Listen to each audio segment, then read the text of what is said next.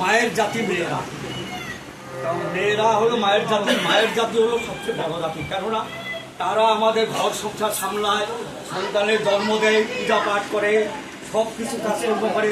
সাধারণ ভজনেও মায়ের জাতি আগে, মায়ের জাতি আগে। এই কারণে আমি বলবো, দেখেন শ্রীকৃষ্ণ ভগবান স্বয়ং রাধারানী দিব্য কৃষ্ণ তার চরণে সেবা দিছে। বাবা মহাদেব মা কালীর পায়ের তলে পড়ে আছে। তাই মায়ের জাত বড় দাম, মেয়ে জাত বড় দাম। তাই আমারও মনে হচ্ছে আমি যদি মেয়ে হতাম,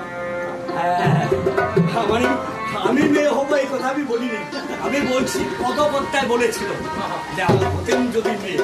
তাই একটা গান শুনে, একদম নতুন গান, ভুলভাল হতে পারে, যখন তার সামনে নিয়ে চালা। যদি হতাম মেয়ে এই দেহ দিয়ে, থাকতাম গুরুর পায়ে ধরি, এই যে কঠিন ধর্ম বুঝিতে নারী। তাহলে কি বলছে কথাবার্তায়, যদি আমি মেয়ে হতাম তাহলে আমি গুরুদেবের পায়ে ধরে বসে রাখতাম, কিন্তু এটা ধর্মটা কি কঠিন। তাই বলছি, যদি হতাম মেয়ে দেহ দিয়ে, থাকতাম গুরুর পায়ে।